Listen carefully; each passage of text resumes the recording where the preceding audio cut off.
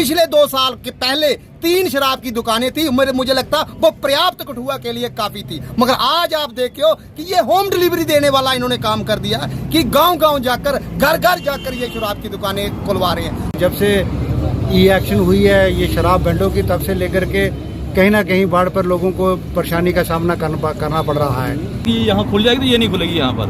और मैं तो चाहता हूँ ये शहीदी चौक में जो है वहाँ भी औरतें बच्चे इकट्ठे किए जाए, वो भी बंद करवा दी जाए। कालीबड़ी हार्डली 25 मीटर दूर है चौक, जो मेन चौक है।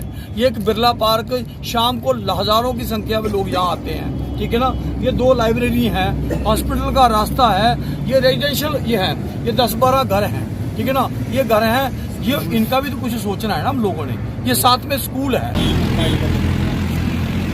नहीं खुलेगी शराब की दुकान, नहीं खुलेगी। डिपार्टमेंट मुर्दाबाद, एक्साइज डिपार्टमेंट मुर्दाबाद, एक्साइज डिपार्टमेंट मुर्दाबाद। की दुकान नहीं खुलेगी, शराब की दुकान नहीं खुलेगी, शराब की दुकान नहीं खुलेगी। गुंडागर्दी, गुंडागर्दी नहीं चलेगी, नहीं चलेगी, गुंडागर्दी नहीं चलेगी।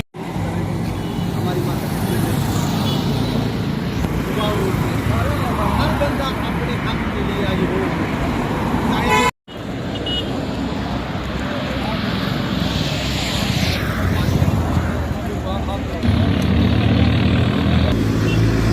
जब से ये एक्शन हुई है ये शराब बैंडों की, तब से लेकर के कहीं ना कहीं बाढ़ पर लोगों को परेशानी का सामना करना पड़ रहा है। यूँ तो हमारे कठुआ में जो पुरानी इस्टेब्लिशमेंट थी शराब की, वो थी वार्ड नंबर 5 में 2 थी और वार्ड नंबर 1 में 3 थी। 3 दुकानें हुआ करती थी जो शराब की रिटेलिंग करती थी।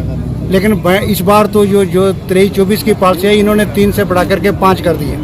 और एक तो ये दुर्भाग्य है कि हमारा ये छोटा सा शहर है जिसकी पॉपुलेशन 51,000 थी 2011 में, अब 60-65 हज़ार की पॉपुलेशन है। उस पर आपने 5-5 दुकानें खोल दी हैं। इसका ये मतलब है कि आपने 13,000 लोगों के पीछे एक दुकान खोल दी है। ये कहीं भी नेशनल लेवल का ऐसा नहीं है कि 13,000 की पॉपुलेशन के ऊपर आप एक बैंड आप देंगे।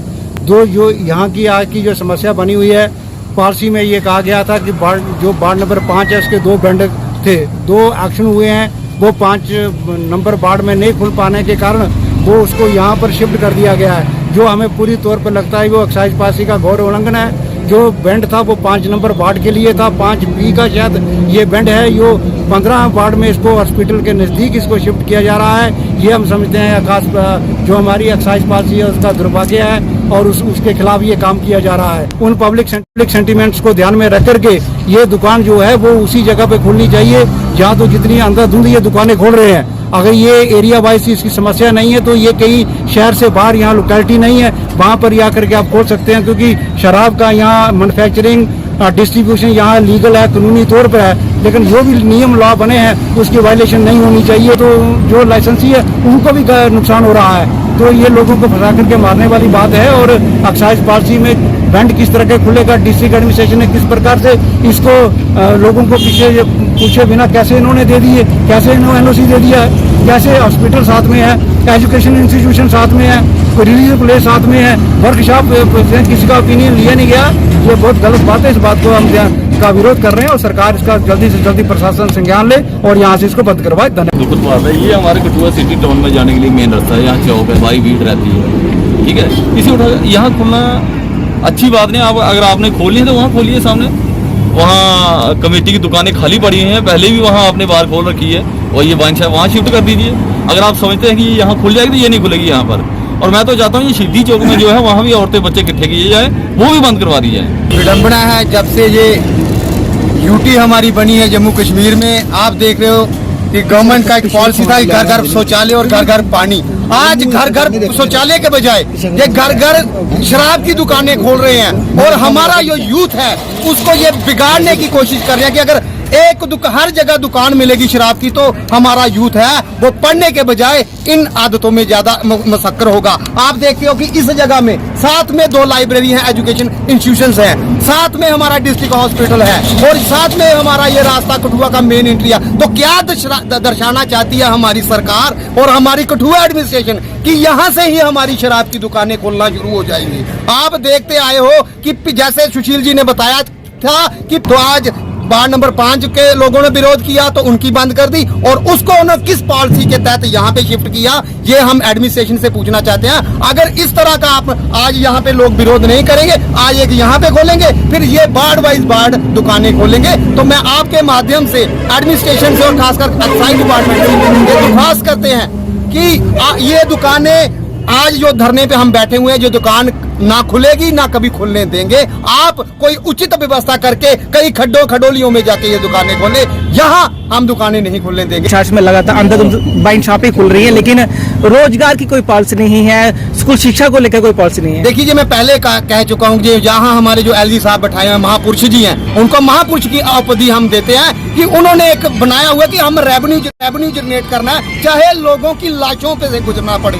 क्योंकि जो आपने बिल्कुल ठीक कहा, एजुकेशन की कोई पॉलिसी नहीं है, रोजगार के कोई साधन नहीं है, नौकरियों के कोई साधन नहीं। आए दिन इनके जो फार्म है और इनकी जो नौकरियां हैं उनको क्रैश कर रहे हैं। फार्म पहले बच्चे भरते हैं फॉर्म, बाद में क्या होता है, फार्म कैंसिल हो जाते हैं। कुछ ऐसी एजेंसियां जो पेपर देती हैं वो ऑलरेडी लिप्त हैं करप्शन में, उनको ये बार बार टेंडर दे देते हैं। आप देखते हैं उसकी तरफ इनका कोई ध्यान नहीं है। हाँ, शराब की दुकानें खुलनी चाहिए ताकि इनको रेवेन्यू मिले, चाहे जो लोग हैं, क्योंकि सरकार क्या होती है, by the people for the people, लोगों से ही सरकार है, मगर लोगों की तरफ इनका कोई ध्यान नहीं है। तो मैं समझता हूँ ये यहाँ पे लोगों को निहित में रखते हुए सरकार नहीं है। मैं आपके माध्यम से सेंट्रल गवर्नमेंट से भी ये दरख्वास्त करता हूँ कि एलजी जो प्रशासन बैठे हैं, ये लोगों की बातों पे खरा नहीं उतर रहे हैं। आप तुरंत यहाँ पे जमहूरियत बहाल करें, इलेक्शन करवाएं, ताकि कोई हमारी पॉपुलर सरकार हो जिसको हम पकड़ सके। और इस तरह का जो ये अंधाधुंधी जो धंधा कर रहे हैं, गोरख धंधा कर रहे हैं, चाहे माइनिंग का हो चाहे शराब का हो, वो ना हो। और बिना हमको किसी को भी पूछे जो एक्साइज पॉलिसी है, जैसे सुशील जी ने बताया कि लोगों के कंसेंट उसमें बहुत ज़्यादा ज़रूरी है, और किसी भी आदमी को पूछा तक नहीं किया। मैं बड़ा हैरान हूँ, सुबह से देख रहा हूँ कि लगभग 50 के करीब पुलिस वाले लोग हैं, वो यहाँ पे लगे हुए हैं। तहसीलदार साहब रात को 11 बजे गए हैं, जो पुलिस के आला अधिकारी हैं वो भी यहाँ बैठे हुए हैं। अगर ये सारा ध्यान लोगों की सुरक्षा पर लगाया जाए तो जितनी चोरियां हो रही हैं ये बंद हो जाएंगी।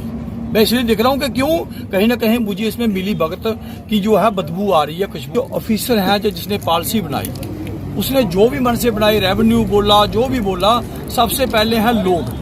अगर लोग नहीं चाहते तो कोई भी चीज़ जो है वो संभव नहीं है। बैंड जो है ये वार्ड नंबर 1 और वार्ड नंबर 5 का था, ठीक है ना। तो 5 का था तो आपने ये सोचा कि यहाँ कोई बोलेगा नहीं तो हम यहाँ खोल देते हैं, कि हमको मजबूर ना करें। हम पहले ही कह रहे हैं कि हम इसको खुलने नहीं देंगे, ये परमानेंट बंद नहीं हो जाती। वैसे ये कहूँ, मैं 3-4 बार मैसेज उनको सुबह कर चुका हूँ कि हमको ऑर्डर दिखाया जाए, जो ऑर्डर है वो तो दिखाया जाए।